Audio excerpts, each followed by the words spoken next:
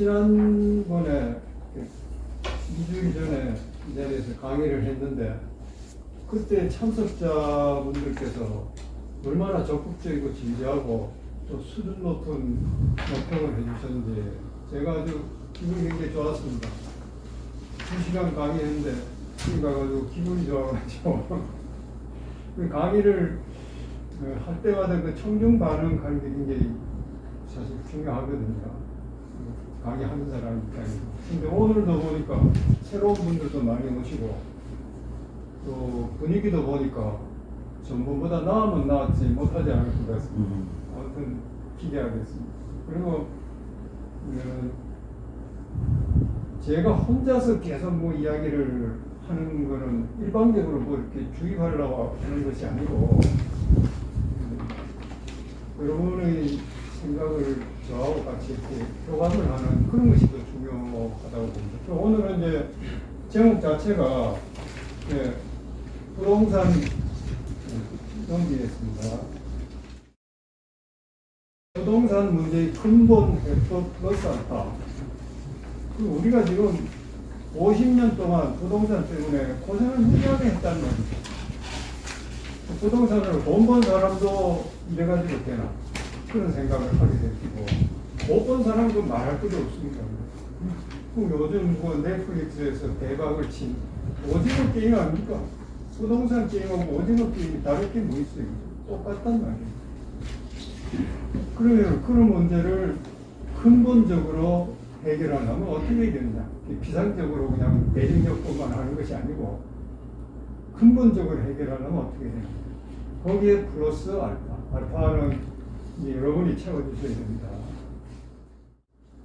오늘은 이제 그래서 근본 해법은 지공주의고, 지공주의가 도대체 뭐냐? 지난번 참석하신 분은 아시지만 새로 오신 분은 잘 모르시니까 그런 느낌이 드실 겁니다. 근본 해법은 지공주의인데 그 외에 플러스 알파. 요즘 뭐 우리나라에서 흔히 거론되는 여러 가지 부동산. 지금 아무튼 궁금하신 거, 부동산 정책에 관해서 궁금하신 거는 오늘 뭐든지 말씀하십시오. 시간이 되는 한 제가 나름대로 대답을 해드리겠습니다. 예, 여기 슬라이드에 나와 있듯이 부동산 대책은 100가지 액면 아닙니까?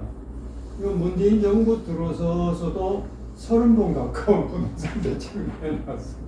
그런데 그거는 틀렸다 그러고 또 야당에서 제시하는 뭐 온갖 또 대책이 있잖아요. 100가지 액면이다 이거예요. 그야말로 100가지. 뭐가 정답인지 모른다. 하도 혼란스럽고 많아서. 그러면은 우리의 상식으로 혼란스러우면 원론으로 돌아가요. 제일 기본적인 것부터 그럼 하나씩 따져가지고 어떻게 되는지 보자. 뭐 그래야 될 거 아닙니까? 안 그러면은 100가지 행동을 어떻게 해결하겠습니까? 원론부터 한번 보도록 합니다. 그러면 이제 결국은 좋은 토지 제도를 찾아야 되는데 뭐 그보다 이제 토지 제도도 사회 제도의 하나니까 좋은 사회 제도를 찾으려면 어떻게 해야 되느냐? 우선 사회 문제를 대하는 태도. 첫째는 고정관념을 탈피해야 돼요. 그리고 우리 고정관념은 익숙한 제도는 당연한 제도고, 뭐 당연하니까 그거는 좋은 제도다. 이렇게 다들 생각하고 삽니다. 회의를 잘 안 한단 말이에요. 그거 탈피해야 됩니다. 가령 이제 100년 전에 여성이 참정권을 가져야 된다고 누가 이야기하면 그런 게 어딨어? 여성들도 그렇게 생각했습니다. 근데 지금은 그건 아니라고 다들 인정을 하잖아요. 바로 그겁니다. 고정관념을 탈피해야 됩니다. 그걸 이제 인간은 평등하다는 원론에서부터 시작을 하면 여성도 인간이니까 다 평등해야지. 그거 뭐 정치 참정권도 같이 가야 이런 식으로 우리가 봐야 된다는 겁니다. 또 이제 중요한 거는 이해관계를 초월해야 됩니다. 나한테 유리한 제도가 좋은 제도다. 사람들은 그렇게 생각하는 경향이 있잖아요. 그죠? 그건 뭐 우리가 부인할 수가 없습니다. 나한테 유리하면 좋은 거야.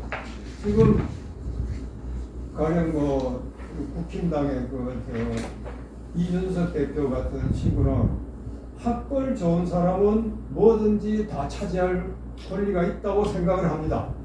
자기 책에도 그렇게 써놨어요. 왜 그러냐? 자기한테 유리한 제도.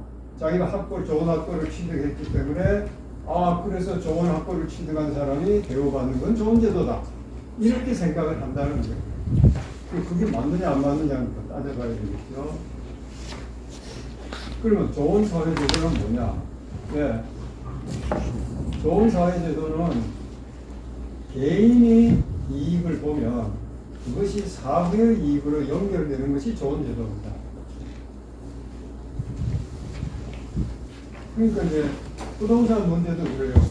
부동산 해가지고 돈 번 사람한테 니 왜 불로소득 얻었냐 그렇게 이야기를 하면 불로소득은 무슨 불로소득? 내가 발품을 얼마나 팔았는데 노력했다 이거예요. 그런데 그 노력이 사회에 이익이 되는 노력이냐? 개인은 돈을 벌었지만 사회가 돈 번 거는 아니다 이거예요. 사회 전체 이익은 그대로인데 개인이 차지해서 뿌리다 이거예요. 그러니까 개인의 이익이 사회의 이익으로 연결이 돼야 그게 좋은 제도가 되는 거죠. 그러면 사회의 이익이란 무엇이냐? 보통 두 가지 기준으로 했죠. 하나는 정의, 하나는 효율. 정의로워야 되고 정의만 찾아가지고 일이 제대로 안 되고 굶어 죽는다. 다 같이 가난해가지고 다 같이 굶어 죽는다.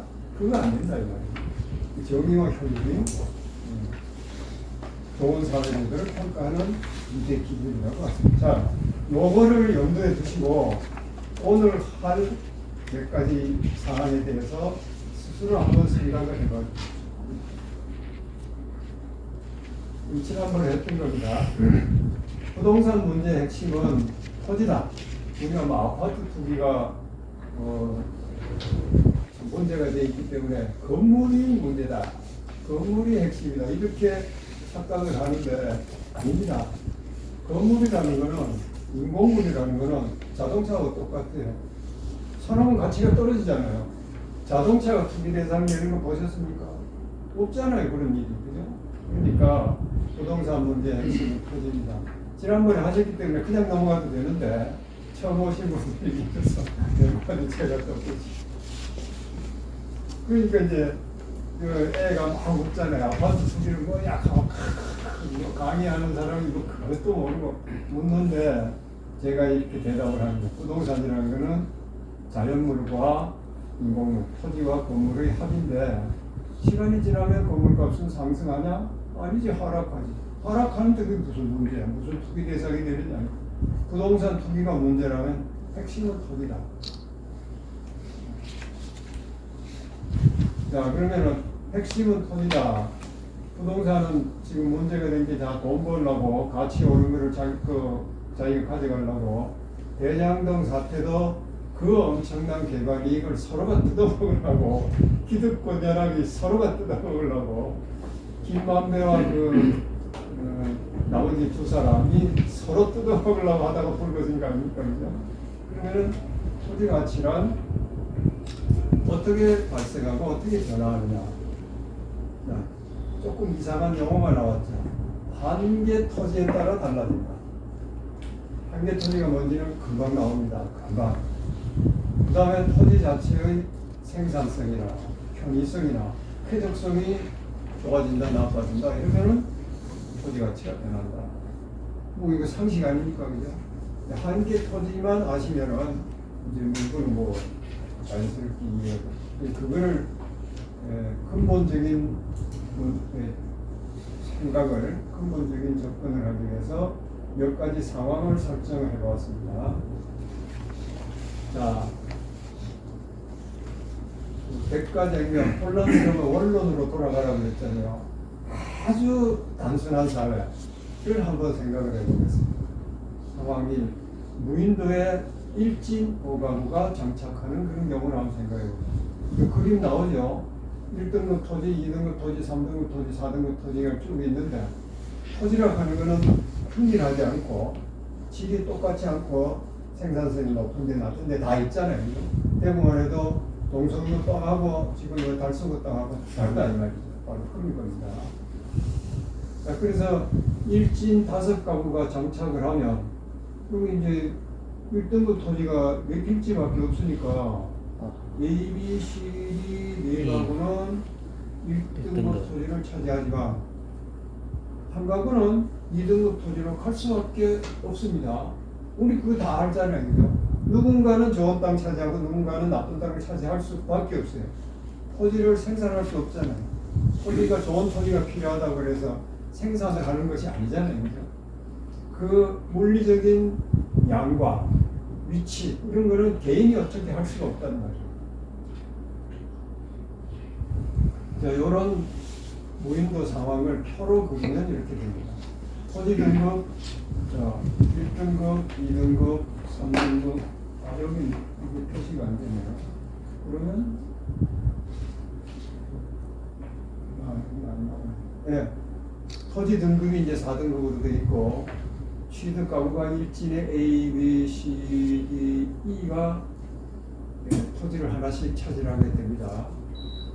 그 수밖에 없죠. 뭐 가구는 5이고 핏집은 4개밖에 없으니까. 그러면은 한계 토지라는 건 무엇이냐? 조금 전에 제가 말씀드렸던 그 한계 토지라는 거는 바로 요 2등급 토지를 이야기합니다. 사람들이 사용하는 맨 마지막 토지다 그 말입니다. 물론 그것도 거꾸로 이야기하면 사람들이 사용하지 않는 제일 좋은 토지다. 뭐 이렇게 표현할 수도 있죠. 한계 토지입니다. 또 이제 경제원로 배우신 분은 뭐 다 아시지만 안 배우신 분도 많으니까 제가 설명을 해봤습니다. 자, 그러면은 1등급 토지는 2등급 토지에 비해서 얼마나 유리합니까? 평균 1년에 10가마씩 유리하잖아요. 그죠? 1등급은 1년에 100가마 평균 생산을 하고, 물론 뭐 열심히 하면 더 나올 수도 있고, 뭐 덜 나올 수도 있지만, 평균 그렇게 합니다. 자, 이래서 한계 토지에 비해 유리한 정도를 그 땅의 지대라고 합니다. 또 새로운 용어가 또 나왔습니다. 지대. 한계 토지, 지대. 이 두 가지 개념은 어쩔 수 없이 우리가 알아야 다음 토론이 진행이 되니까 두 가지를. 자, 그러면 이게 이제 바로 1등급 토지는 연간 10가마, 평균 10가마 유리하고 지대가 그렇고, 사회 전체의 총지대는 지대가 1등급 토지에서 발생하니까 10가마 해서 40가마다. 또 일진의 가구별 토지 배분은 추첨으로 하는 걸로 가정을 하겠습니다. 추첨 안 하면 가만 놔두면 서로 뒤집다 싸우니까 사회 평화를 위해서 추첨을 하자는 네, 그렇다고 가정을 합니다. 그러면 이런 상황에서 토지 제도를 어떻게 할까? 사람들이 의논을 한다고 생각을 해요. 네. 1번, 2번, 3번, 4번. 1번은 뭐 개인이 소유하고 이용도 알아서 하고 지대도 그 차지한 사람이 먹자 그겁니다. 4번은 공동으로 소유하고 공동체가 다 가지고 있고 이용도 공동체가 결정을 하고 집단 농장을 하자 그 말입니다. 지대는 당연히 공유를 하는 거죠. 그러니까 1번은 현실의 자본주의 사회, 4번은 이상적인 공산주의 사회. 그렇습니다. 근데 중간에 2번, 3번이 있잖아요. 2번은 소유는 개별로 하되 지대만 공유하자. 이용도 본인이 알아서 하고, 자기가 뭐 거기다가 뭐 농사를 짓든 뭐 장사를 하든 무슨 뭐 농사를 쳐도 뭐 쌀 농사를 하든 뭐 칼을 심든 뭐 알아서 하자. 이게 2번이고 3번은 다 쓰고 나면은 돌려라. 공동체에 돌려라. 그러면 딴 사람한테 또 임대를 주면 될 거 아니냐. 그리고 이용은 개별적으로 결정을 하고 지대는 공유하고. 이제 4가지 제도가 구분이 되셨죠. 그 외에도 여러 가지 있겠지만 의미가 있는 건 요 4개밖에 없을 거예요. 자, 요거를 이제 표로 만들어 봅니다. 표로. 자, 퀴즈. 바람직한 토지 제도. 지금 조금 전에는 다른 식으로 표현해서 1번, 2번, 3번, 4번 했는데 요거는 우리 민법에 나오는 소유권의 권능에 따라서 사용, 수익, 처분 이런 식으로 했습니다. 그런데 법 배우신 분은 오히려 좀 이해하는데 장애가 있을지도 모르겠습니다. 민법학자들은 경제학을 몰라요. 경제학에 나오는 지대라는 걸 모릅니다. 그래서 지대든 뭐든 다 합해서 그냥 수익권 이렇게 이야기를 하고 있는데 여기에서는 지대 수익권으로 한정을 했죠. 이용을 하면 그 이용을 해서 그러니까 농지를 이용을 해서 농사를 지어서 뭐가 수확이 나왔다 그러면 농사 지은 사람이 그 결과를 가져가는 건 당연하잖아요. 그러니까 사용권이 있으면 수익권도 따라가는 거예요. 근데 지대 수익권은 별개죠. 아까 보셨듯이 어떤 땅을 차지하느냐에 따라서 그 수확이 달라지니까 그죠? 그래서 지대 수익권을 따로 떼놓은 건데 이래야 의미가 있어요. 민법이 옛날 이제 경제학 안 배운 사람들이 해서 아무튼 예, 1번 토지사유제, 4번은 있고 4번은 이제 공산주의식 토지국공유제, 그 다음에 2번은 가치만 공유하는 제도, 3번은 처분하지 말고 나서 쓰는 돈 내놔라.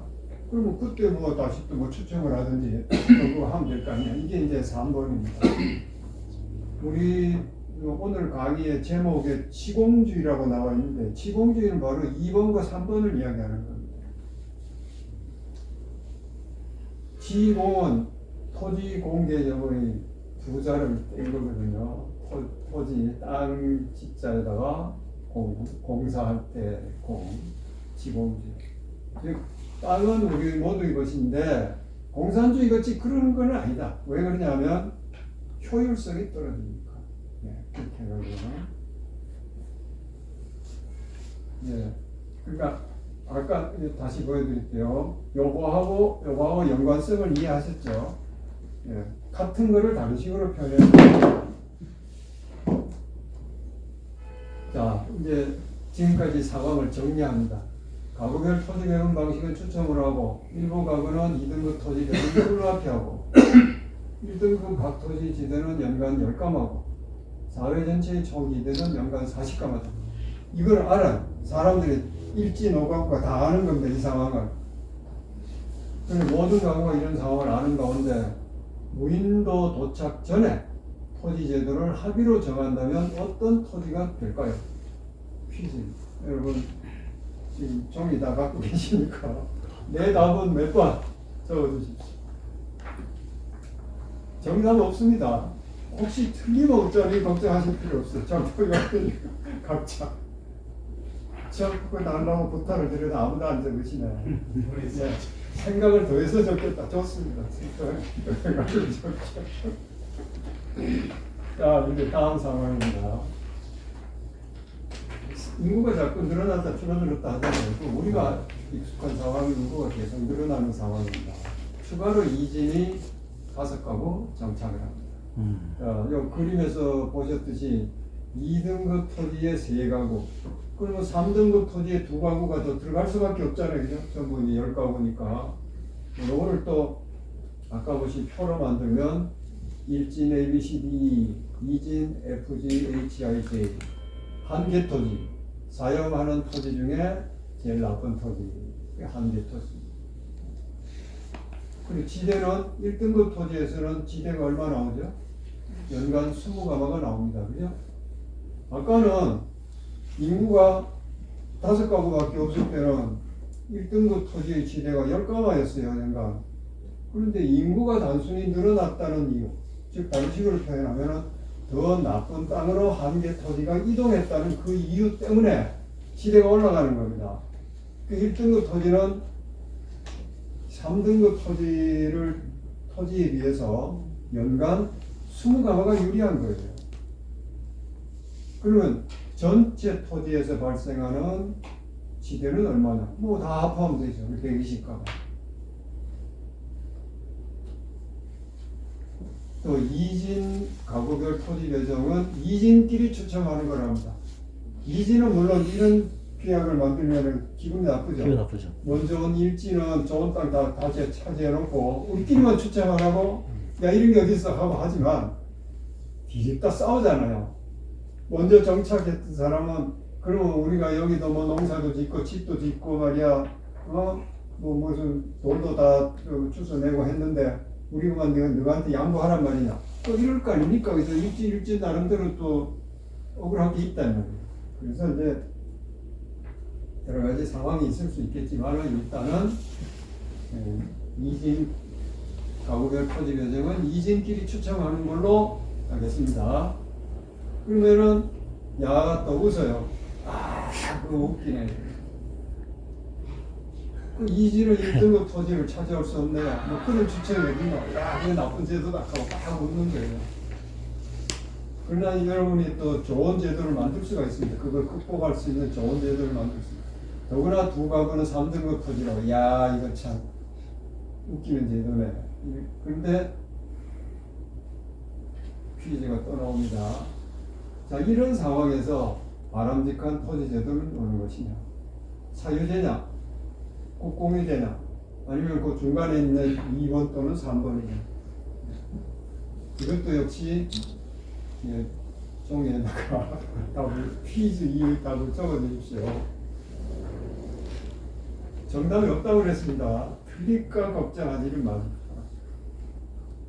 자, 그래서 이제 만약에 지대를 공유한다면 지대 공유는 2번, 3번, 4번이 지대 공유 아닙니까? 네. 2번, 3, 4번.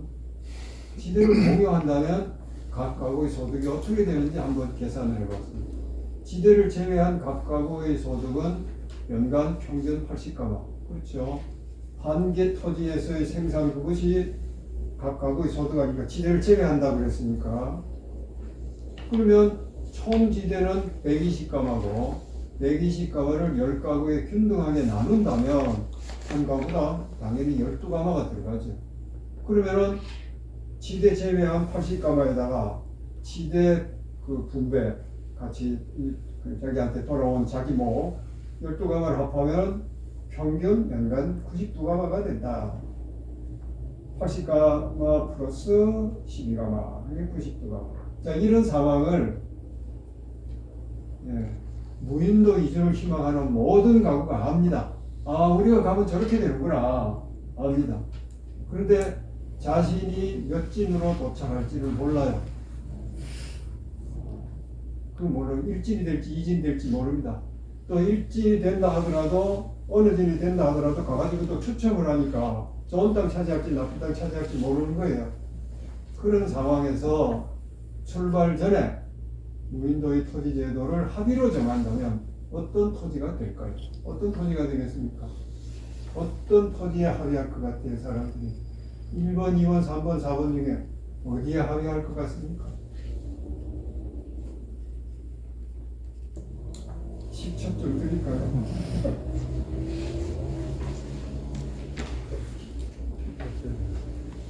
왜 이런 퀴즈를 내느냐? 아까 강의 처음 시작할 때 근본부터 생각해보자고 했지 않습니까? 그래서 이런 아주 단순하면서도 근본적인 그런 상황을 말씀드립니다. 자, 이제 현대로 옵니다. 무인도 같은 그런 단순한 상황이 아니고 사회가 발전하고 도시화가 이루어져서 여기 나오는 그 사진처럼 정말로 복잡하네요. 동성로 땅보다 훨씬 더 복잡하네요. 이런 땅값은 굉장히 비쌀 거 아닙니까? 동성로 땅만 해도 비싸고 우리 명동 땅만 해도 비싼데. 그래서 부동산에서 생기는 소득이 이런 상황이 됩니다. 다른 건 뭐 보실 거 없고 맨 밑에 이제 GDP 대비 몇 %냐. 부동산에서 생기는 소득이 GDP 대비 30%쯤 돼요. 3분의 1쯤 된다는 말이에요. 물론 GDP 중에 이걸 다 이렇게 가져가는 것이 아니지만 그런 것도 있고 그렇지 않은 것도 있는데 어떤 그 규모를 보는 겁니다. 부동산에서 얻는 이익이, 소득이 GDP의 3분의 1쯤 돼요. 어마어마한 거 아닙니까? 그 참 이상하죠. 저걸 보고 사람들이 분노하지 않는다면 그게 이상한 거 아니에요? 근데 노무현 정부 때요. 마침 이정우 교수가 정책 십자하고 그랬어요. 제가 그 가서 제발 토지 통계 좀 잘 내라고. 지금 김수현 그때 이제 이정호 정책실장 밑에서 일하던 그 문재인 정부에서 그 정책실장은 김수현이라고 기억나시죠? 그래서 이제 그 양반이 그때부터 이제 토지 통계를 제대로 조금 이렇게 내기 시작하고, 그러니까 토지를 면적별로 또 가치별로 소유하는 그 소유 분포도 좀 내고 뭐 그랬습니다. 사실 그 토지 소유 분포를 왜 그전에는 제대로 안 냈느냐? 사람들이 토지 문제가 심각한 줄 다 알면서도, 정책을 잘 세우려면 통계가 우선 필요하다는 걸 다 알면서도 왜 게을리했겠습니까? 부패로 막을 거. 각자 생각하시.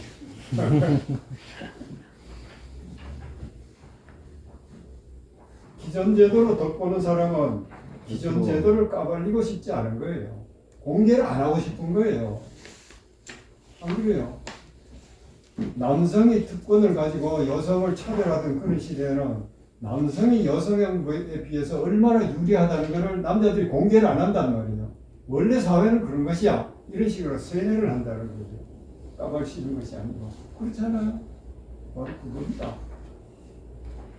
인간의 역사는요, 길게 보면 점점 평등으로 이렇게 나가고 있습니다. 근데 속도가 왜 그렇게 느리냐?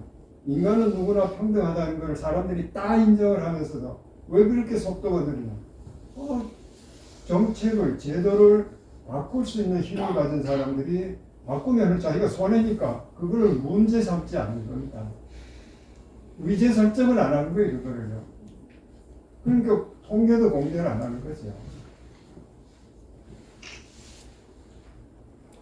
자, 또 뭐 비슷한 이야기입니다만 1964년에 전국 집가는 한 2조 원쯤 됐습니다. 2013년에 전국 집가는 한 6천조, 한 3,000배가 됐습니다. 3,000배. 집가라는 것은 이렇게 매매 가격 이야기입니다. 이게 이제 한국은행에서 나온 통계인데요. 50년간 3,000배가 됐습니다. 그러면 50년간 1인당 국민소득은 얼마가 됐냐? 150배가 됐습니다. 150배, 국민소득은 150배, 예, 땅값은 3,000배, 20배가 뛰었죠. 근데 이제 여기서 이제 조금 그 말씀을 드려야 될 게, 그 밑에 맨 밑에 줄에 있죠. 이자율 하락도 집가 상승의 한 원인이라고. 토지 가치, 아까 우리는 토지 가치를 지대로 파악을 했잖아요. 지대, 연간의 임대 가치, 사용 가치. 지대로 파악을 했는데, 지대로 파악을 한다면 이렇게 3,000배가 안 됩니다. 이거는 집가라는 거는 미래에 그 땅을 갖고 있으면 내가 얼마나 이익이 되느냐 하는 것을 현재 가치로 바꾼 값이에요. 뭐 당연히 그렇잖아요. 땅을 한번 자기가 소유하면 계속 쓸 수 있는, 계속 자기 걸로 할 수 있으니까 그 땅을 내가 계속 갖고 있을 때 어느 만큼 이익이냐 하는 것을 현재 가치로 바꿔서 돈을 주고 받고 해가지고 거래를 한다 이 말입니다. 그런데 현재 가치로 바꿀 때 이자율이 작용을 해요. 1년 후에 100원은 지금 얼마 됩니까? 100원 아니죠. 100원보다 줄잖아요. 왜 그럴까요? 그동안 이자가 있기 때문에. 그걸 이제 그 할인이라고 그러죠. 할인. 미래 가치 할인이라고 하죠. 할인을 할 때 그것이 이자율을 사용하니까. 자, 그러면은 1970년대에 우리나라의 평균 이자율, 가령 뭐 회사채를 발행을 할 때, 회사채도 뭐 등급이 여러 개 있지만 보통 우량 회사, 괜찮은 회사의 회사채의 수익률이 1년에 얼마쯤 됐겠습니까? 한번 이거 정확히 기억하실 수는 물론 없습니다. 대충 얼마쯤 됐겠죠? 자, 5%, 10%, 20%, 40% 얼마 됐겠습니까? 20%. 네? 20%. 네, 20%. 70년대 20%. 요새는 회사채 수익률이 얼마죠? 한 2% 조금 넘습니다. 그러면 10분의 1로 떨어졌어요. 이자율이 10분의 1로 떨어진다는 말은 지가가 같은 지대인데 지대는 똑같아도 지가가 10배로 높아진다는 이야기입니다. 이 지가가 2배가 됐다고 해서 토지 가치, 이제 지대가 2배가 된 건 절대로 아닙니다. 그러니까 3,000배라는 데는 좀 우리의 그 상식으로는 토지 가치가 그렇게 올랐나? 지대가 그렇게 올랐나? 그게 아니고 매매 가격이 그렇게 올랐고 거기에는 허상이 껴 있다는 겁니다. 그것까지 감안하더라도 엄청나게 오른 거죠. 엄청나게. 자, 이런 상황에서는 모두를 위해 바람직한 토지제도가 뭐겠습니까? 3번. 1번, 2번, 3번, 4번. 자, 또 여러분 답을 한번 적어봐 주십시오. 4번.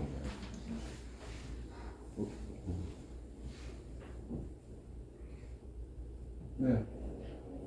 모든 국민이 이런 상황을 예상하고 있으며, 그러니까 이제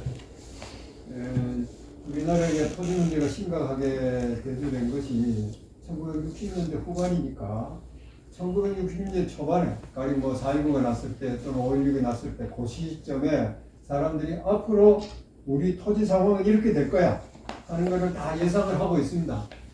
국민이 다 예상을 해요. 그런 상황에서 정부에서 국민투표를 합니다. 우리 그러면 토지제도 어느 거 할까요? 1번, 2번, 3번, 4번 골라주세요. 국민이 몇 번을 택할 것 같습니다. 3번. 토지제도를 하기로 정합니다. 더군다나 이제 지금 제가 예를 든 국민투표는 자기가 그 당시에 사회의 상층분지, 하층분지를 알고 있지만 그것도 모른다고 생각하면 더욱더 실감이 나죠. 그런 제도를 만들 수가 있죠. 다 쓰셨습니까? 자, 네. 퀴즈 3개가 나왔습니다. 답을 3개를 쓰셨어야 돼요. 그러면은 그 답이 일관성이 있다 없다 요거만 하겠습니다. 어느 거 맞췄다 이거 하지 말고 나의 답은 계속 1번이었다. 뭐 계속 뭐 몇 번이었다.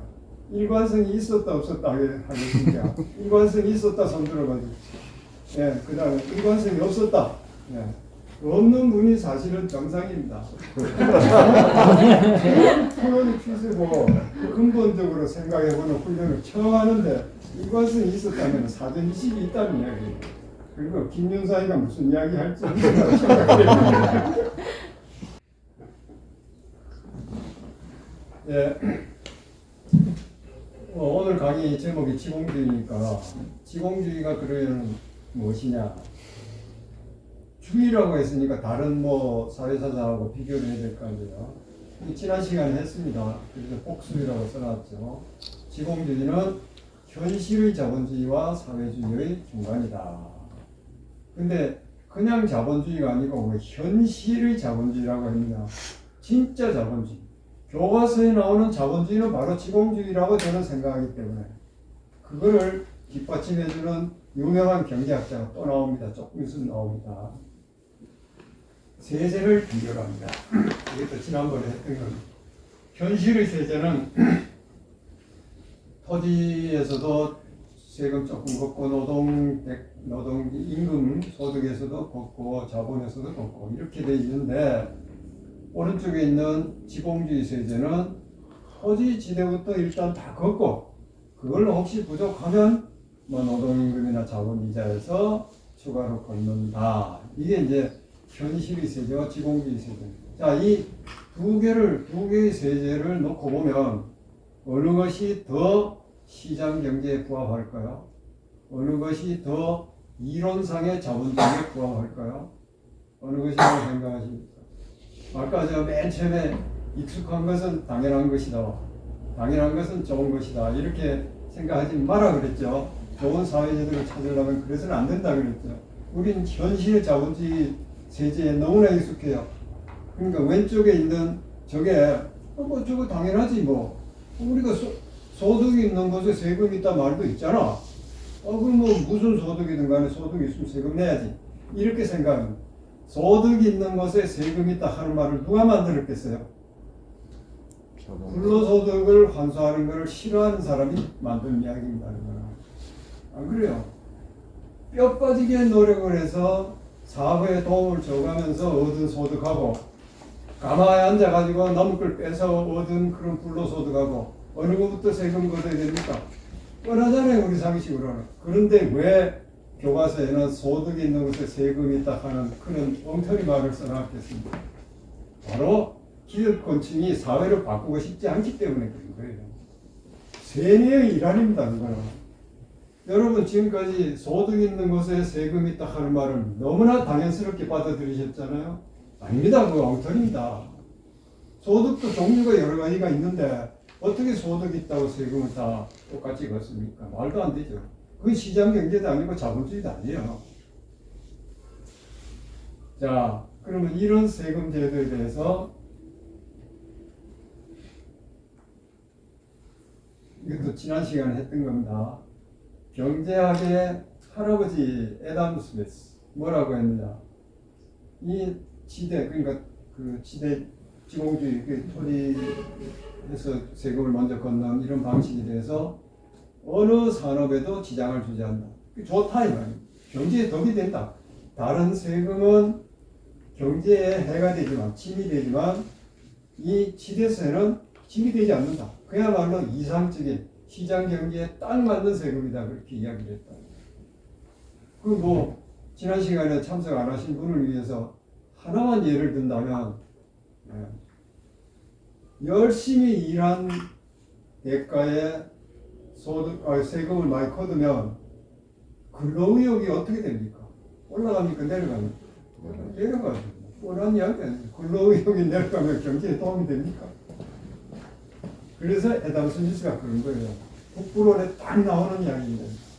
밀턴 프리드만, 이 사람은 이제 현대의 신자유주의, 그야말로 시장주의 대가인데 이 사람도 가장 덜 나쁜 세금이라고 했습니다. 왜 덜 나쁜 세금이라고 했냐? 이 사람은 세금은 다 나쁘다고 하니까 세금은 다 나쁜데 그게 제일 좋은 세금이야를 이렇게 표현을 한 겁니다. 그러니까 이게 토지세뿐만 아니고 환경세, 이 사람은 이제 직접적으로는 개솔린세라고 그러는데 환경 대기 오염 만드는 그건 나쁘지 않냐? 모든 사람이 다 같이 깨끗한 공기를 즐겨야 되는데 누가 자동차를 막 몰고 가지고 대기를 오염시키면 그거 안 되지 않냐? 그런 세금도 또 먼저 걷어야 돼.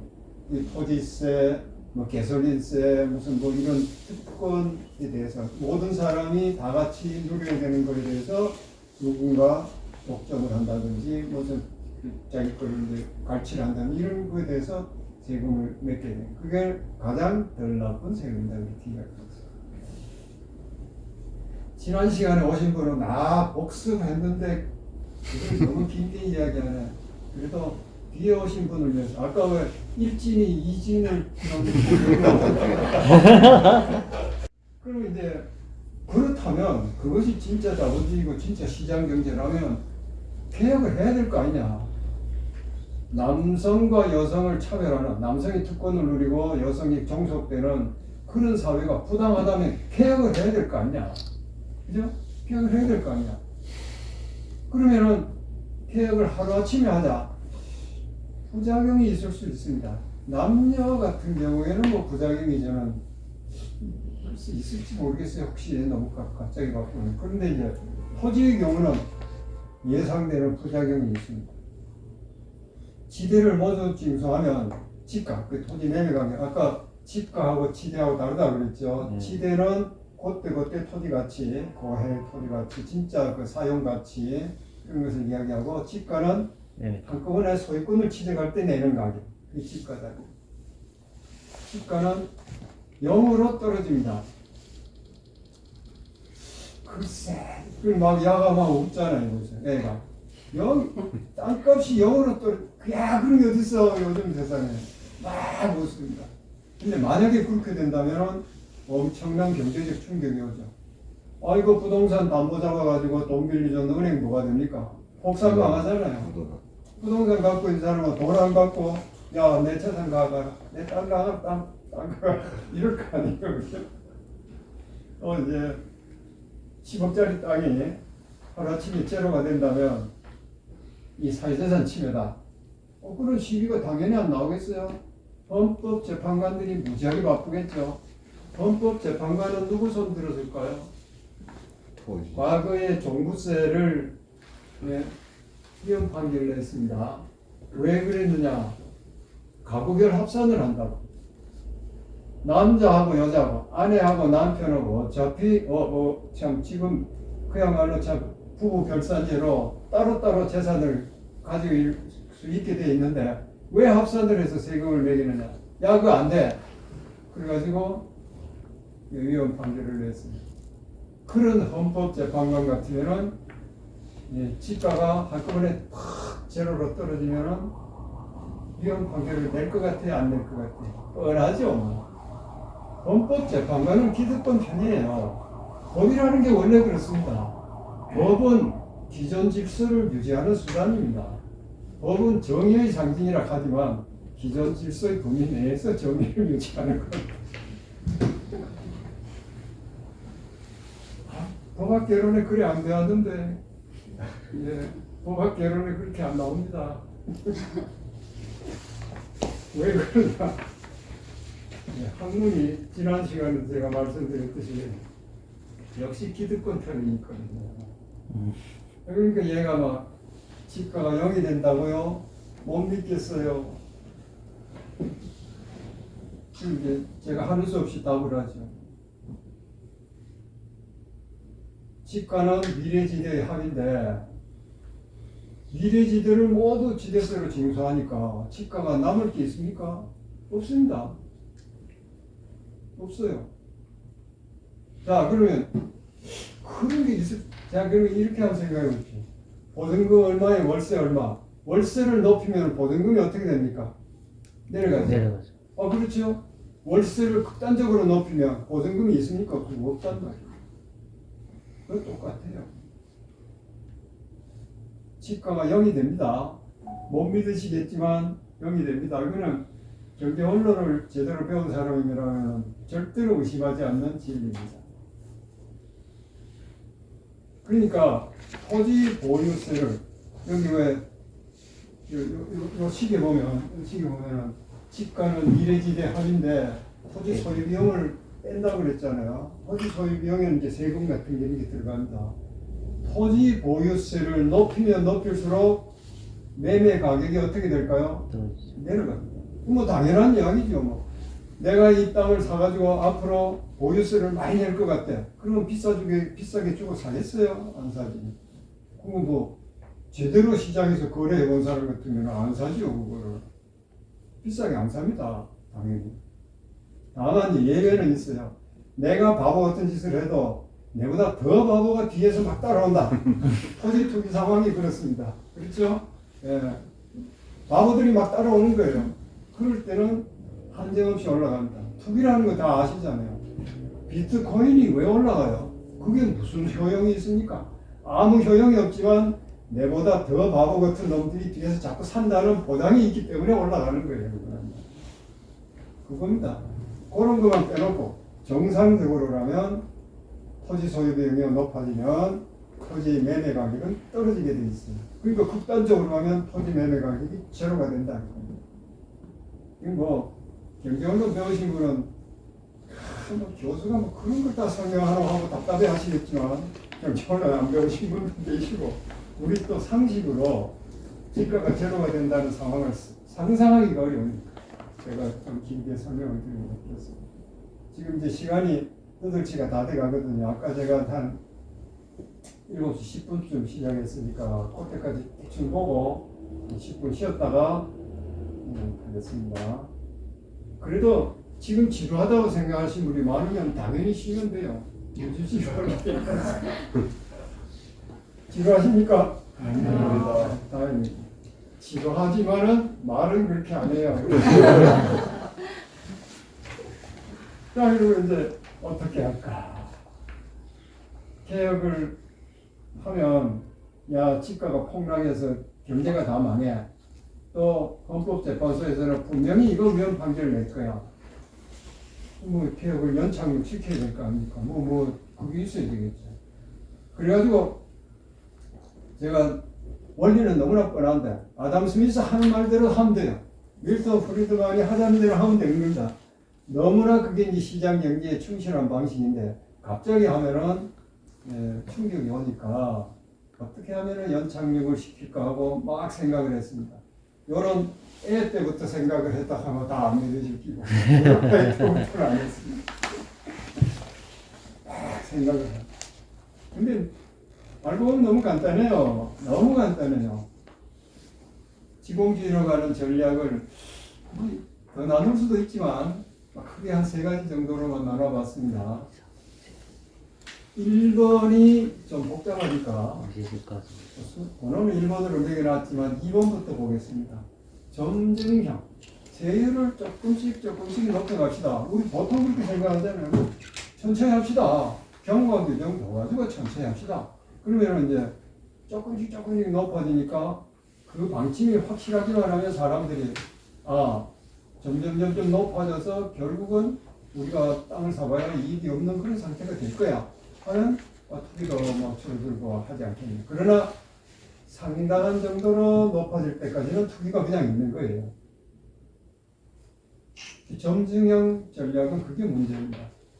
적응은 굉장히 좋은데, 하기가 좋은데, 그 다음에 이제 요즘 흔히 많이 나오는 토지 보유세 플러스 기본소득 연계, 이 이재명 공약 아닙니까? 토지 보유세를 올려서 그걸로 기본소득을 주겠다. 그런 안을 왜 내느냐 하면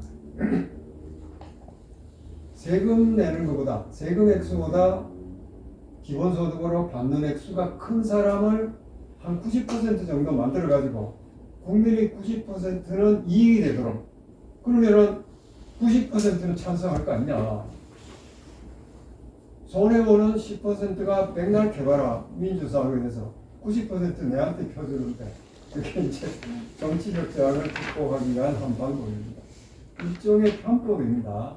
그러나 또 현실적으로는 어쩔 수 없다 이렇게 이해할 수 있는 부분도 있어요. 그러면 1번으로 돌아갑니다. 이자 공제형 전략. 야, 그거 이상한 용어 많이, 지공주의 그런 용어 나오더니 한계 토지, 지대, 뭐 이자율에 따라서 무슨 지가가 달라진다. 야, 오늘 너무 복잡한데 그렇게 생각하지 마시고 요거만 하면 이제 다음부터 더 아실 거 없어요. 이자 공제형 지대. 전략. 지대에서 매입 지가에 대한 이자를 빼고 나머지만 징수하는 겁니다. 자, 어떤 토지를 어떤 사람이 1억을 주고 샀습니다. 그러면은 계산을 간단하게 하기 위해서 1년간 이자율이 10%라고 치겠습니다. 그러면은 1년의 이자가 얼마죠? 1억에 대한 10%는 1,000만 원 아닙니까? 그죠? 그런데 1년간의 지대가 1,200만 원이 됐다. 그건 200만 원만 걷자는 거예요. 그게 이자 공제형입니다. 이자는 빼주고 땅을 사면 그 땅 사는데 비용이 들잖아. 이자라는 비용이 들잖아. 이자는 뭐 비용으로 빼줄게. 뭐 굉장히 상식적이죠. 이자는 비용으로 빼줄게. 나머지만 걷자. 200만 원만 걷자는 거예요. 그러면은 1억짜리 땅을 산 사람이 그 토지를 갖고 있음으로 해서 1년간 얻는 이익은 얼마일까요? 1,000만 원이죠. 1,000만 원. 1,000만 원 빼고 나머지를 걷어가니까 1,000만 원은 이자로 들어오잖아요. 땅을 안 쓰면 왜 됩니까? 1,000만 원도 못 건지잖아요. 땅을 제대로 쓰면 1,200만 원 지대가 나오니까 세금 200만 원 내고 1,000만 원을 건지지만 땅을 안 쓰면 요즘 투기꾼이 땅 제대로 쓰는 거 봤어요. 아파트 여러 채 투기해가지고 막 놀리잖아요. 전세도 안 주고 막 놀리잖아요. 그런 사람은 어떻게 됩니까? 이자도 손해를 보는, 이자도 못 건지는 거예요. 자, 실수요자라면 그런 바보 같은 짓을 하겠습니까? 안 하겠습니까? 여러분이 생전에 타지 않을 자동차를 앞으로 자동차 가격이 오를 거라는 기대로 사십니까? 안 사죠. 그럼 바보가 어디 있어요, 세상에, 그죠? 생전에 안 입을 옷을 언젠가는 이 값이 오를 것이야 생각하고 옷을 사십니까? 안 사시잖아요. 그러니까 이자를 빼고 나머지만 걷어도 다 걷어도 나머지만 걷어도 투기는 즉시 없어진다. 즉시. 그런 제도가 유지될 거라는 확신만 있으면 국민들한테 확신만 심어주면 즉시 없어진다. 다만 요즘 같은 정치 풍토에서는 야 A당 누가 그런 정책 폈지? 저 제1야당 있잖아 B당은 그 세금 없앤다고 막 공약하고 하는데 그러면 너한테 표 안 찍고 이쪽에 찍을 거야. 그러면 내가 돈 벌 수 있어. 이런 식으로 국민의 믿음이 없을 때는 그게 제대로 작동을 안 합니다. 그런 효과를 못 나타내지만 정치권에서 이런 합의를 본다면 다 같이 합의를 본다면 또 만약에 이런 걸 해가지고 헌법재판소에서 합헌 판결만 받는다면 그러면 그 다음부터는 투기가 싹 없어집니다. 불로소득이 싹 없어집니다. 토지 소유자한테 남는 이익이라는 것은 매입 지가에 대한 이자밖에 없어요. 이자가 계속 생기는 땅값은 얼마가 됩니까? 맨 등록했던 그 집값 그걸로 유지가 되죠. 그러니까 집가가 변하지 않습니다. 지대는 변한다 그랬죠. 1200만 원이 되면 200만 원 건다. 1500만 원이 되면 500만 원 건다. 지대는 변화하지만 집가는 변화하지 않습니다. 그대로 이자 공제형 전략의 효과를 다음 슬라이드에서 보겠습니다. 네. 지금 설명드린 그대로입니다. 이자를 공제하고 나머지를 걷으면 토지 소유자한테는 이자가 남으니까 그 1억을 가지고 땅을 사든 저축을 하든 다른 사업을 하든 뭐 회사채 투자를 하든 똑같은 거예요. 결과가 똑같단 말이에요. 그러면 실수요자 아니면은 누가 땅을 살라고 그랬어요? 땅 제대로 안 쓰면 오히려 손해를 보는데. 야, 그래놨죠. 실수요자 아니면 토지를 매입할 이유가 없다. 부동산 투기가 즉시 완전히 두 가지 조건을 충족하면서 소멸합니다. 그 밑에 경자유전. 그러니까 실수요자 아니면 땅을 사려고 안 하니까 농지를 자기가 농사도 안 질 사람이 왜 가지고 있겠어요? 농사 안 지을 생각이 있으면서도 농지를 사는 사람은 투기꾼 아닙니까? 그렇잖아요, 그죠? 노후에 내가 뭐 돌아가가지고 한다, 뭐 어쩌고 그런 핑계를 대는데 또 어떤 사람은 저는 땅을 사랑하기 때문에 그런 핑계를 대는데 에이 헌법의 경자유전의 원칙을 명시할 필요가 없어요. 제대로 그렇게 되는데 농사 지을 사람 아니면 누가 농토를 소유하려고 하겠습니까? 손해만 보는데. 주자유택 마찬가지입니다. 이런 용어는 없으면 제가 만든 겁니다. 자기가 살 집 아니면 자기가 소유할 이유가 없어요. 물론 일시적으로 집을 샀다가 딴 데로 정근을 갔다든지 하면은 그거를 임대를 놓고 그런 건 하나도 나쁠 게 없죠. 나쁠 게 없지만 근본적으로 실수요자 아니면은 집을 살 이유가 없다. 그걸 포괄적으로 표현한다면은 용자 유지, 쓸 사람이 토지를 소유하는 상태가 저절로 실현된다는 거예요. 시장 친화적으로 실현된다는 거예요. 시장 경제에 가장 충실한 방식으로 실현이 된다는 거예요. 또 집가가 일정하게 유지가 된다고 했지 않습니까? 그죠? 그러니까 재산권 침해 그런 시비가 있겠습니까? 없겠습니까? 값이 안 떨어지는데 뭐 재산권 침해할 거 뭐 있어요? 경제적 충격 없잖아요. 은행에도 담보 잡힌 그 값은 그대로 유지가 되어 있는데 충격이 전혀 없습니다. 또 그러면은 집가가 변하지 않으면은 시장에서 토지 배분은 어찌 하느냐? 자, 지대는 변한다고 말씀드렸으니까 변하지 않는다고 변한다고 말씀드렸죠. 지대는 변하는 거예요. 매매 가격이 안 변할 뿐이지. 경제학 교과서에 보면은 토지의 가격은 뭐라고 되어 있습니까? 지대라고 되어 있죠. 경제학 교과서에 토지의 가격은 지대 이렇게 되어 있어요. 지대. 매매 가격이라고 안 되어 있습니다.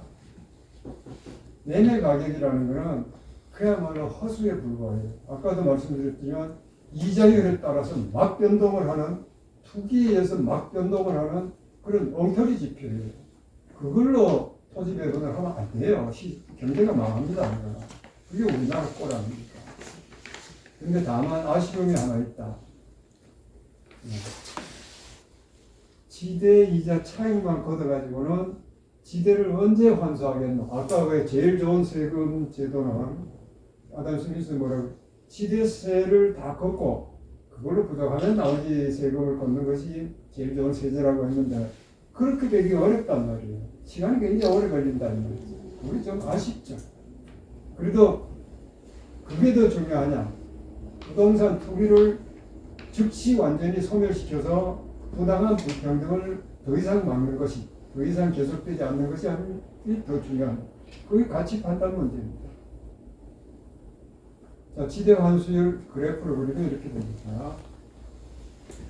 지대 상승률이 연 3%의 경우에 이렇게 올라갑니다. 50년 후에 지대의 77%, 한 80% 걷으면 거의 다 걷는다고 봐도 안 되겠어요. 그러니까 세상에 100% 가는 건 잘 없으니까 한 80% 정도 50년 되면 걷는다. 물론 뭐 지대 상승률에 따라서 다르죠. 지대 상승률이 가파르면 더 빨리 걷게 되고 지대 상승률이 느리면 천천히 걷게 되고 그래도 속도를 더 빨리 하고 싶다 하면은 공제액을 줄여서 지대 환수율을 더 높일 수 있다. 자, 이제 아까 말씀드린 8시 10분이 됐거든요. 그러면 지금부터 10분간 8시 20분에 다시 시작을 하는데요. 그때는 여러분이 우리나라에서 문제되고 있는 또는 뭐 거론되고 있는 어떤 토지 정책도 좋습니다. 궁금하신 거 아니면 거기에 뭐 논평하실 거 아니면 뭐 제가 오늘 강의한 내용에 대해서 뭐 질문이나 논평하실 거 뭐든지 받도록 하겠습니다. 요 슬라이드 남은 거 싹 보고 그 다음에 하도록 하겠습니다. 예, 쉬겠습니다. 예, 아까 예고 드렸듯이 한 10분 정도 요 슬라이드 나머지를 설명을 드리고 나머지 한 30분은 자유롭게 서로 토론하고 질문하고 하는 그런 시간을 갖도록 하겠습니다. 지금까지 토지에 국한시켜서 근본 대책이 무엇이냐 이걸 봤습니다. 너무 뻔해요. 전부 상식적인 거 아닙니까? 뭐 상식하고 다른 게 뭐 있습니까? 근데 그 상식이 왜 가려져 있는지 그것도 이미 아셨을 거로 생각을 합니다.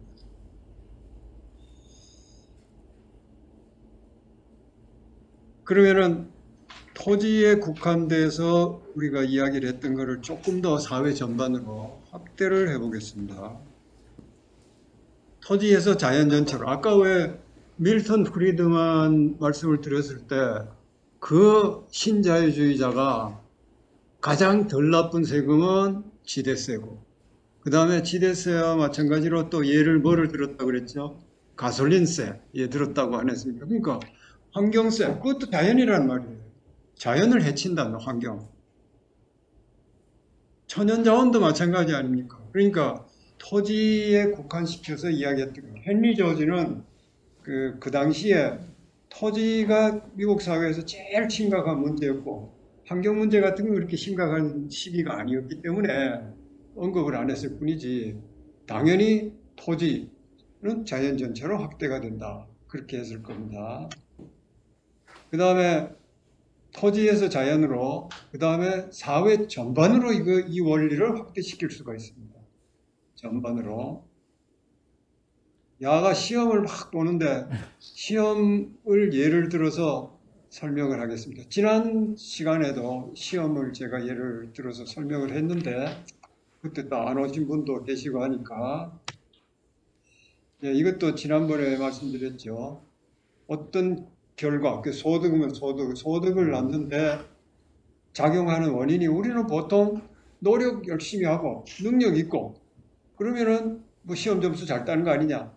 그렇지만 운이 있다는 거 우리 다 안다 이 말이에요. 머리 좋게 태어난 사람. 또 그날 시험은 공부한 데서 시험이 탁 나왔어. 이런 다 안다. 그 외에 사회가 만든 원인이 또 있습니다. 토지제도 이건 누가 만들었습니까? 사회가 만들었습니다. 그 특권이에요. 토지 소유권이라는 거는 특권인 거예요. 1등급 토지를 차지한 사람이 일진이, 그죠? 계속 이거 안 내놓고 있어. 그거를 누가 보장합니까? 법이 보장하잖아요. 법은 누가 만들었습니까? 사람이 만들었어요. 그 법 만드는데 가장 영향력을 크게 행사한 사람은 누굽니까? 1등급 토지 소유자입니다. 그러니까 다시 돌고 또 돌아가지고 힘 가진 사람이 제도를 만들고 그 제도에서 힘 가진 사람이 덕을 보고, 그러니까 또 힘 가진 사람이 다시 또 힘을 유지를 하면서 이 제도를 만들고 그렇게 되는 거예요. 특권은 바로 그 제도에 의해서, 사회가 이제 제도를 통해서 만든, 그 제도 중에는 공식적인 제도가 아닌 것도 있어요. 남녀 간의 불평등, 남성은 특권을 가지고 여성은 차별을 받는 거, 이거는 제도가 만든 거 아니잖아요. 공식 제도가 만든 건 아닙니다. 비공식 제도.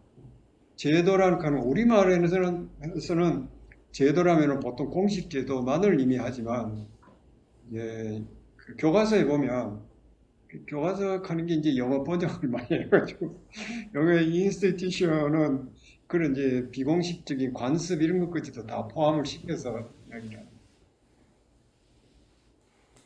예, 특권이란 무엇이냐? 이 설명이 맨 위에 나와 있죠.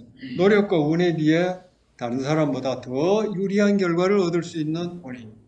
지난번에 제가 지난 시간에 설명을 드릴 때 축구 시합을 하는데, 예, 기울어진 운동장에서 위에서부터 공격하는 팀은 특권을 가지고 있다 그랬죠. 그걸 뭐 실력에 의해서 승부가 결정됩니까? 아닌 거 우리 뻔히 다 안다는 거예요. 그러면 위에서부터 공격하도록 누가 정했느냐? 사회제도가 만든 거죠. 그래서 노력, 운, 특권 이 세 개 중에 정당하다, 부당하다, 예, 판단을 한다면 어떻겠습니까? 1번이다, 다 정당하다. 아니면 4, 다 부당하다. 2번 같은 경우는 운도 정당하다. 3번은 운은 부당해. 이렇게. 여러분은 1, 2, 3번 어느 것입니까? 3번. 한번 적어 주십시오.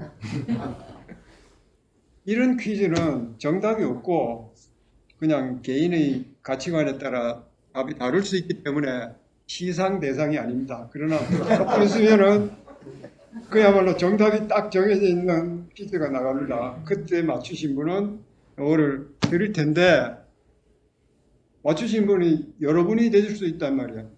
종이에 딱 적어서 저한테 제출해 주십시오. 자기 성함과 그 정답 딱 적어가지고 제출해 주십시오. 그래야 공평하겠죠, 그죠? 예, 이게 뭡니까? 진짜 기울어지는 이런 운동장을 유지를 하는 것은 바로 특권적 제도를 유지하는 그런 사회입니다. 이게 기가 막히죠. 이런 줄 뻔히 하면서 고칠 생각을 안 해요. 왜? 고치는 힘은 위에서 공격하는 팀이 가지고 있기 때문에, 기득권자가 가지고 있기 때문입니다. 나가 거짓말 하지 마라 하고 막 달립니다. 특권의 사례, 이거 지난 시간에 했었습니다. 토지 소유권이 대표적인 예지만은 뭐 남성 특권, 학벌 특권 아까 말씀드렸잖아요. 뭐 이준석 같은 경우 정규직 특권 뭐 이런 거. 가령 이제 인천공항 사태 같은 거 한번 보십시오. 그 문재인 정부가 들어서서 비정규직 없앤다 그러고 인천공항 가서 하니까 정규직이 굉장히 반발했어요. 우리가 이렇게 고생을 해가지고 정규직이 됐는데 뭘 비정규직을 없애? 말도 안 되는 소리다. 그러면 이제 그 정규직한테 이렇게 물어보면 어떨까? 정규직하고 비정규직이 하는 일이 같다고 치자. 그러면은 누가 돈을 더 받아야 되나? 보수를 누가 더 받아야 되나? 정규직이 된 사람은 같은 일을 해도 보수를 우리가 더 받으니까 내가 정규직 하려고 피땀 흘려 노력을 했지. 이렇게 답을 할 거예요. 그러나 정의, 아까 뭐 사회 제도를 평가하는 정의와 효율이 있다고 그랬잖아요. 정의의 기준으로 보면 어떻습니까?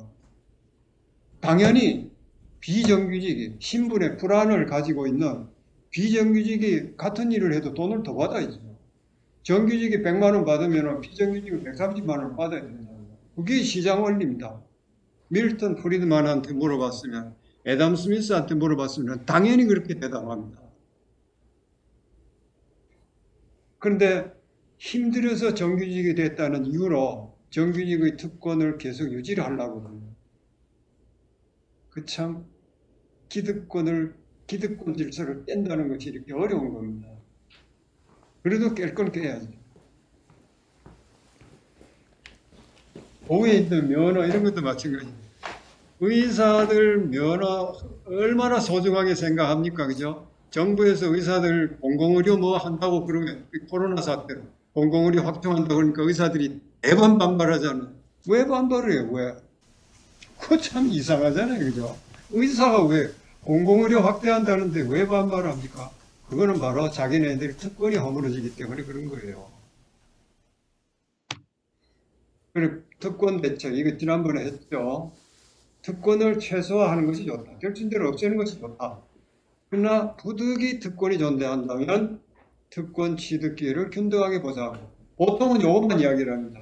균등하게, 기회만 균등하면 다 되는 줄 알아요.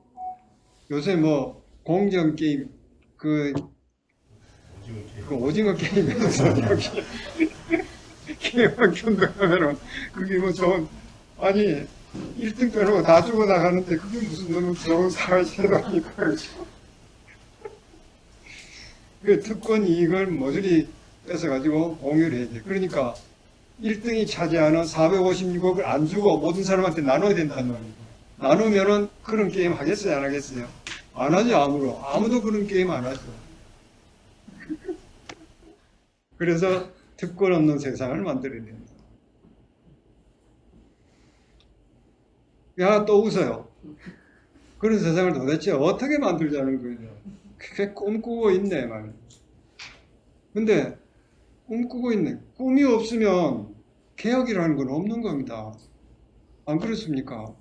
별을 봐야 별에 한 가볼까 하는 그런 생각을 하지. 안 그래요? 어떤 세상을 원하십니까? 자, 이제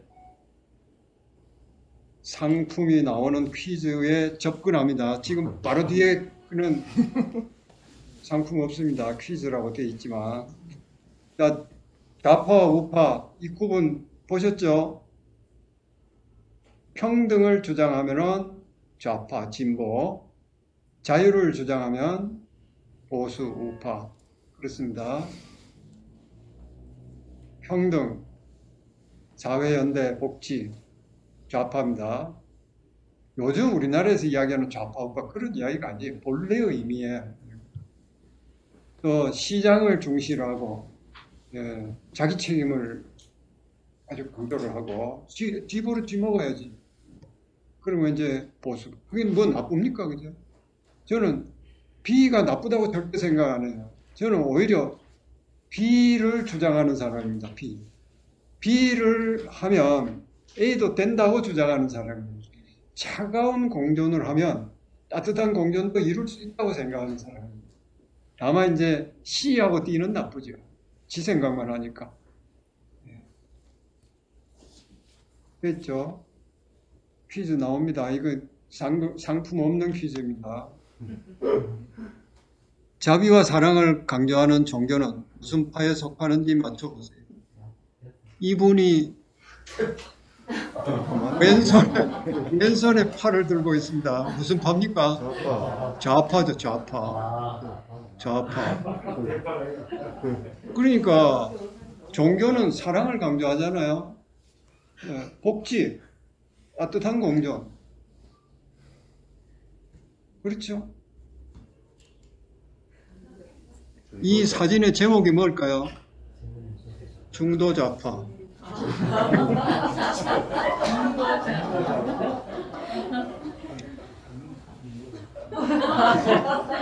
많이 모든 사람인데 이 사람은 무슨 파에서? 자, 이제 퀴즈 맞히면 조촐한 상품이 있습니다.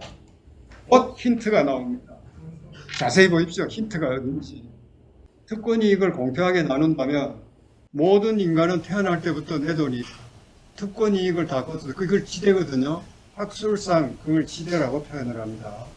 원래는 토지지대에서 나온 말인데 그거 토지지대하고 성격이 같으니까 특권 이익을 걷어서 공평하게 나누면 누구나 태어날 때부터 내 돈 있잖아요. 아까 저 부동산 소득이 1년에 GDP의 30%에 해당이 된다고 했잖아요. 30% 중에는 5천만 불이 이런 내 거예요. 그러니까 태어날 때부터 내 돈이 있어요. 애를 써가지고 일을 해야 내 돈이 생기는 거 아닙니다. 지금은 익숙한 거는 당연하다고 생각하고 당연한 건 좋은 거라고 다들 생각을 하기 때문에 오해를 하기 때문에 열심히 일을 해서 벌어먹어야 된다고 하는 그런 관념이 머리에 꽉 박혀 있습니다. 근데 왜 사람이 열심히 일을 해야, 하기 싫은 일을 해야 살 수 있습니까? 저는 교회 다니는 사람이 아니지만 성경에 그렇게 써놨어요. 하느님이 야 인간아 너희는 죽도록 고생해야 겨우 산다 이렇게 써놨습니까? 아닙니다. 하늘을 나는 새를 보라고 먹을 거 걱정하느냐고 들에 핀 백합화를 보라고 예? 입을 거 걱정하느냐고 그렇게 써놨잖아요 성경에는. 근데 왜 기독교인이 그런 생각을 못하죠? 왜 우리나라에서 기독교인은 우파가 됐죠? 그거 이상하잖아요.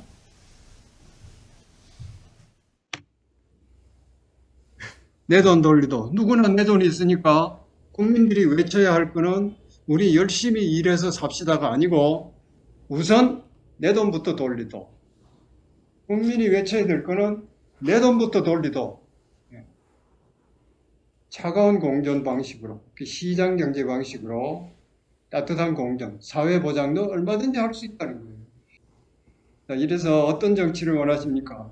대충 한번 꼽아보면은 B그룹에 해당되는 사람이 한 50%, A그룹이 한 20%, 나머지 이기적인 사람, 무임승차를 바라는 사람 20%, 승자독식, 기득권 보호를 원하는 사람 10%. 사회 강자, D그룹은 사회 강자니까, 강자 아니면 원할 택이 없으니까, 사회 강자는 아무리 많아도 10%밖에 더 되겠어요. 이렇습니다. 자, 그러면 보통의 경우는, 만약 이건 뭐 추측이지만은, 보통의 경우는 우파와 정권을 잡을 수밖에 없어요. 60%니까. 좌파는 정권을 잡을 수가 없단 말이에요. 저런 구성이라면.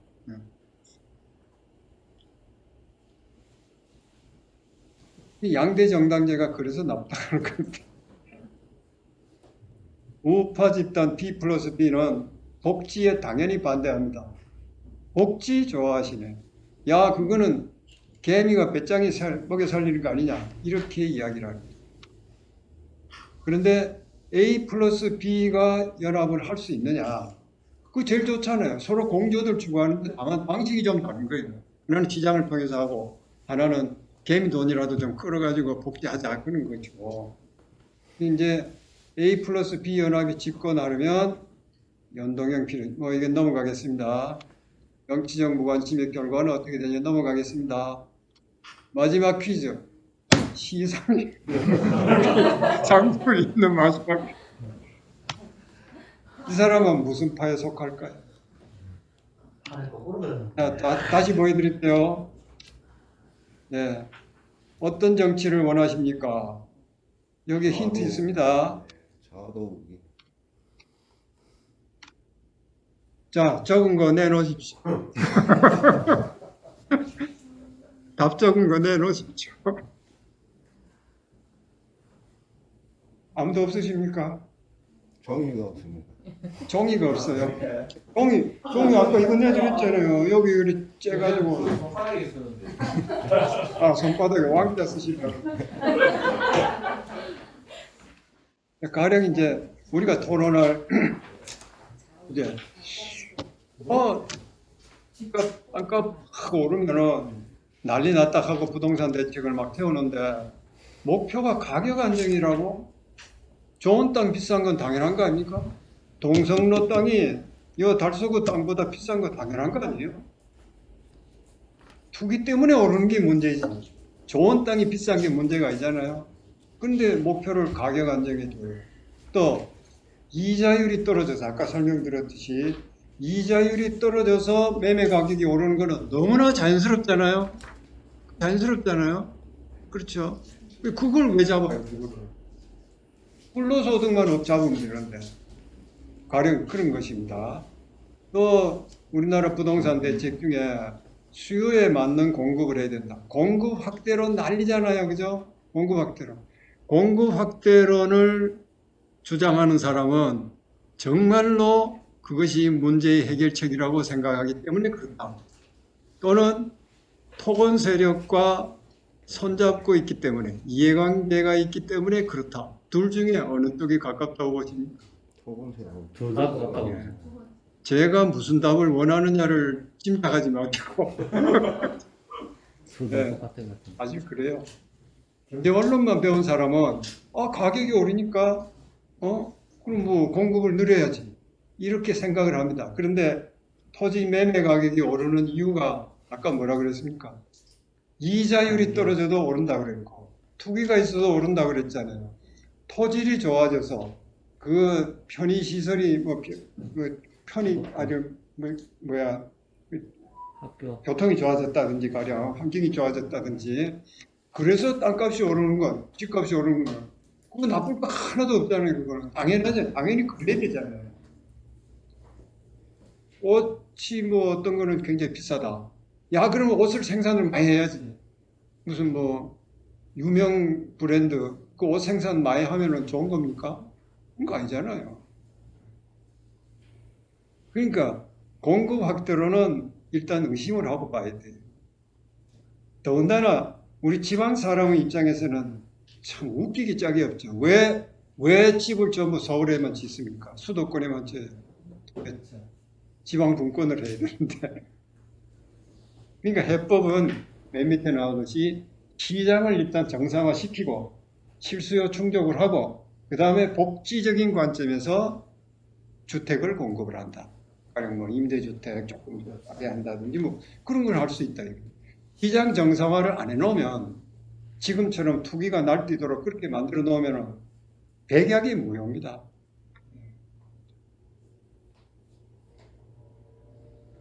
가령 이제 또 질문하실래요. 1가구 1주택자의 감세 혜택을 줘야 되느냐? 요새 늘 그러잖아요. 양도소득세 깎아준다.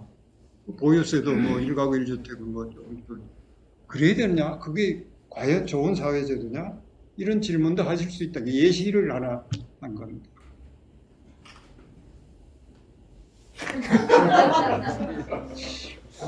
강의하는 동안 2시간 동안 많이 늙었네요.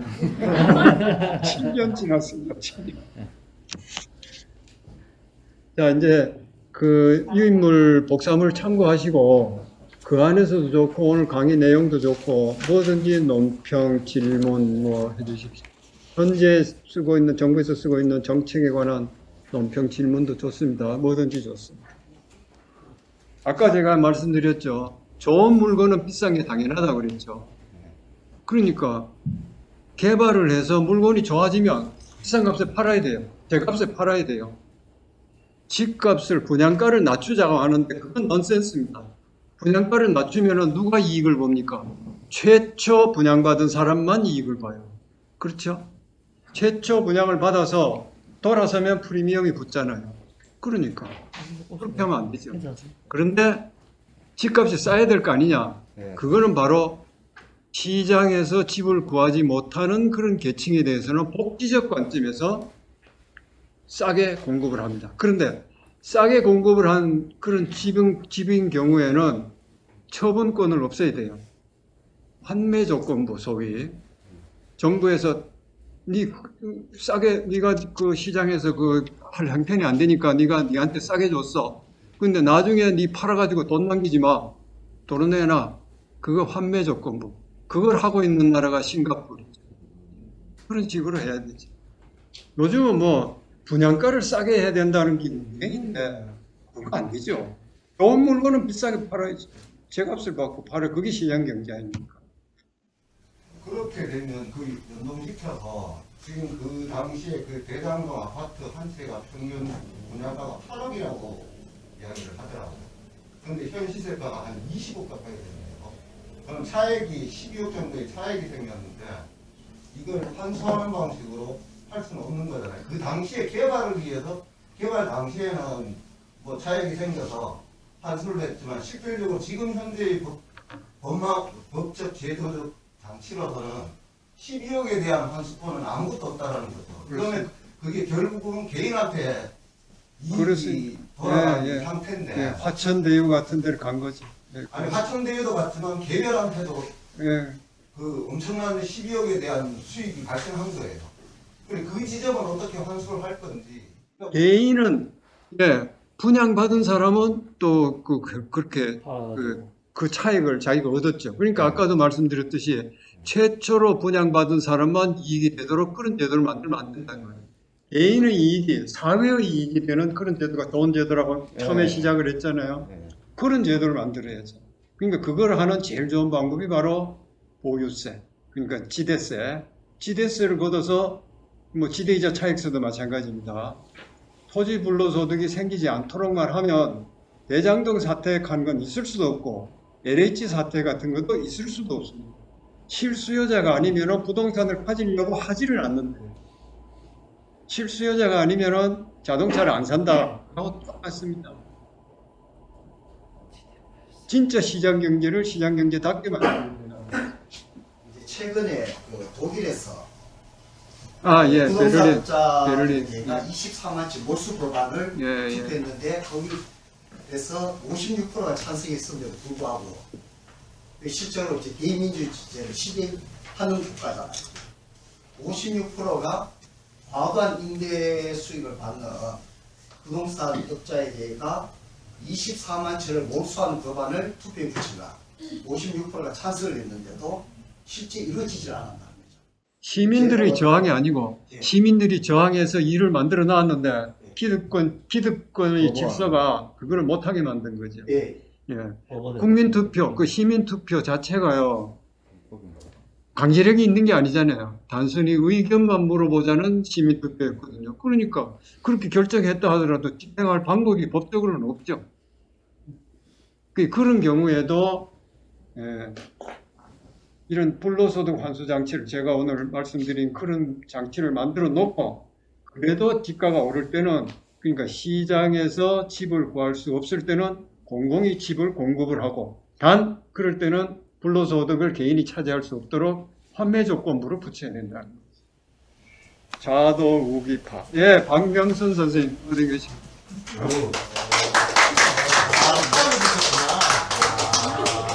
예, 하나를 골라가지고. 아, 재개발이나 재건축 시장을 제외하고 H가 분양하는 토지만으로 50 내지 100만 가구를 문재인 정부가 만약에 1년차부터 한 3년 동안 공급을 했다면 시장은 엄청나게 안정이 되고 재개발 재건축에 거품도 생기지 않았을 거라고 생각을 하는데, 그리고 다음 정부에서 문재인 정부가 하지 못한 토지 임대부의 정책 방향만 잡으면 그렇게 될 것이다라고 확신을 한다, 이렇게 이야기를 하는데 제 말에 거품이 있는지 그냥 한번 여쭤볼게요. 예. 주택 공급 주체는 공공하고 민간하고 양쪽이 있잖아요. 그런데 민간이 어느 만큼 하느냐에 따라서 비중이 어느냐에 따라서 이제 효과가 좀 달라질 거로 생각하는데 그래도 대규모 아파트 단지는 민간이 하더라도 초기에는 수용을 하는 경우가 많단 말이에요. 수용을 하는 거는 공권력이 들어가거든요. 공권력이 들어가서 민간 개발업자한테 땅을 제공을 하니까 수용한 땅은 팔지 마라 이러면은 전부 그게 될 수가 있죠. 요즘은 정부가 수용을 해서 헌법에 보면은 공익을 위해서 수용한다고 되어 있습니다. 할 수 있다고 되어 있습니다. 그런데 공익을 위해서 수용해 놓고 그걸 왜 팔아요? 공익을 위해서 수용한 걸 팔면 그 위헌 아닙니까? 그 위헌이에요, 그거는. 근데 아무도 위헌이라고 이야기를 안 합니다. 왜 그래요? 그거는 다 기성 질서를 유지하는 사람들이 그쪽 편이니까 의심을 안 하는 거예요. 자기네들한테 이익이 되는 제도고 자기네들이 너무나 익숙한 제도니까 이거는 당연하고 좋은 제도다 이렇게 착각을 한단 말이에요. 그러니까 지금 심상균 선생님 말씀처럼 일단 수용을 해서 민간 아파트든 민간업자든 공공이든 수용을 해서 뭔가 개발을 한 땅은 개인한테 분양을 하면 안 돼요. 팔아치우면 안 돼요. 판다면은 인공물, 건물만 팔아야죠. 그러면 모든 문제가 다 해결이 되죠. 근데 혹 복지적인 관점에서 싸게 공급을 한다면 당연히 아까 말씀드렸듯이 판매 조건부를 붙여야 돼요. 혹시 이제 선생님 말씀한 그런 제도 중에서 지금 실현하고 가장 비슷하게 실현하고 있는 나라가 어떤 나라?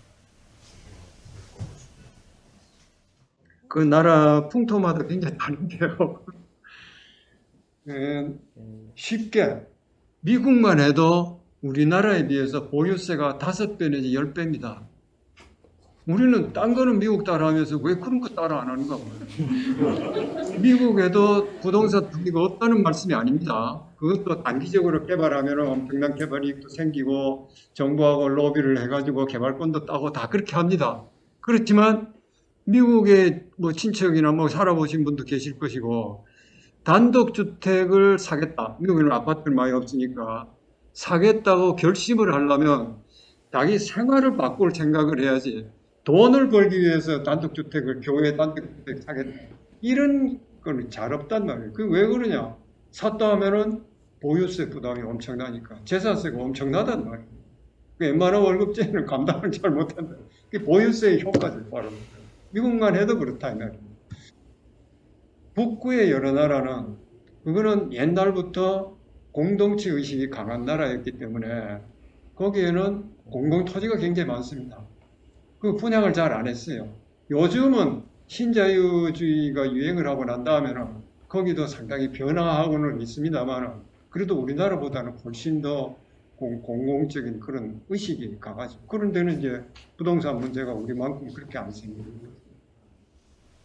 보유세를 높이는 정책을 하게 되면은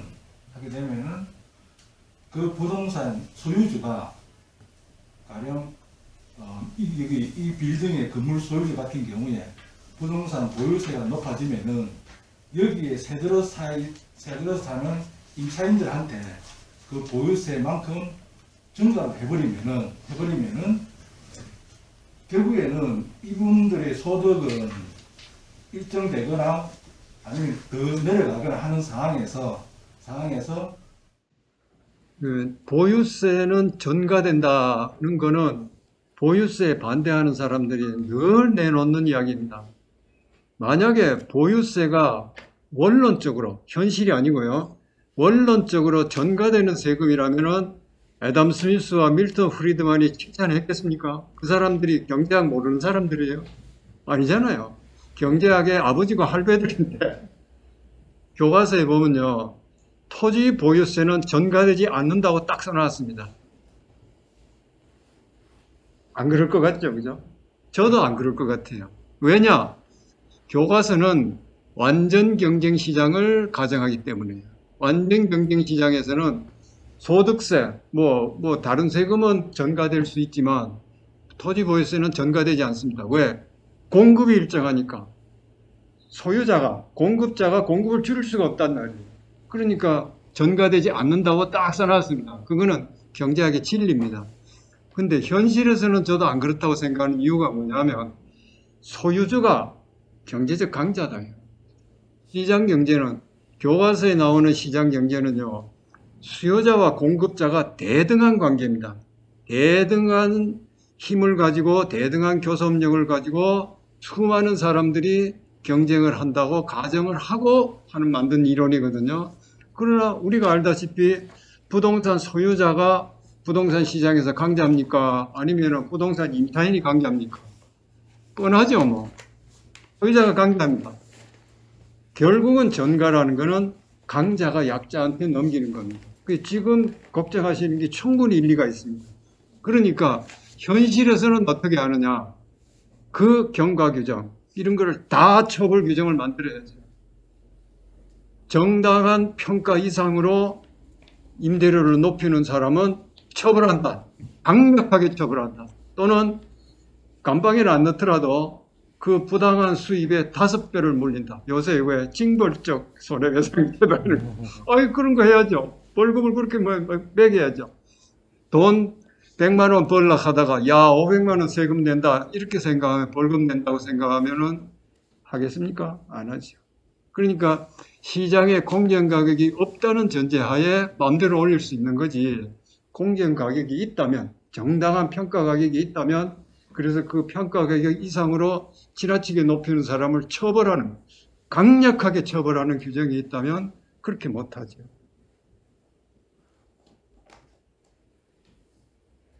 결국 다 돌아가는 이야기인데 누군가는 힘 가진 사람이 안 하고 싶어서 그래요.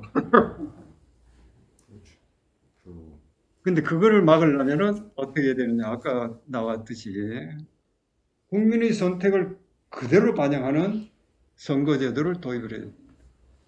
그런데 이제 이런 말씀을 드리면 아이고 국민들 뭐 정치의식이 지금과 같은 이런 상태에서 연동형 비례대표제 해보이 뭐하노? 다들 그렇게 생각하실 겁니다. 그러나 제도가 사람을 의식을 바꿨습니다. 의식이 제도를 만들기도 하지만 제도를 잘 만들면 제도가 사람 의식을 바꿉니다. 제가 중학교 때요 5.16이 났습니다. 5.16이 돼서 세상이 싹 바뀌었습니다. 세상이 바뀌었다는 건 뭐냐면 거리가 바뀌었는데 교통신호를 무시하면 잡아갔어요. 교통신호를 무시하면 횡단보도를 제대로 안 건너면 잡아간다는 그런 강력한 제도를 만드니까 사람들 의식이 바뀌었습니다. 5.16을 찬양하기 위해서 내가 말씀드리는 말씀이 아니고 그렇단 말이에요. 제도가 사람 의식을 바꾼단 말이에요. 지금은 교통신호를 또는 뭐 교통표지를 지키는 걸 사람들이 너무나 당연하게 생각하잖아요. 동남아에 가면은 교통이 엉망이잖아요. 제대로 안 지키잖아요, 신호 같은 거. 그러면 그 사람들이 대한민국에 와서 보면, 야, 대한민국 사람들은 의식 수준이 높네. 의식 수준이 정말 높습니까? 그런 게 아니고, 제도가 사람을 그렇게 바꾼 겁니다. 제도를 잘 바꾸면 되고, 제도를 바꾸면, 연동형 비례대표제를 만들어가지고, 국민의 선택을 그대로 반영하기만 하면, 국민 중에 강자가 많습니까? 약자가 많습니까? 원합니다. 아까 우리 뭐 퍼센트 그 봤듯이 사회적 강자는 10%밖에 안 돼요. 나머지 90%는 다 스스로 약자라고 생각한단 말이에요. 그러면 그 사람들의 이익을 반영하는 그야말로 정의롭고 효율적인 제도를 만들면 국민의식도 다 변할 거 아닙니까? 그러니까 국민의 희망을, 의사를, 정치적 표현을 그대로 정책에 반영할 수 있는 정치 제도를 만들어야 그 다음 되는 거죠. 지금 제가 오늘 말씀드린 이 내용하고 비슷한 정책을 제시하는 그런 정당이 하나 있습니다. 기본소득당.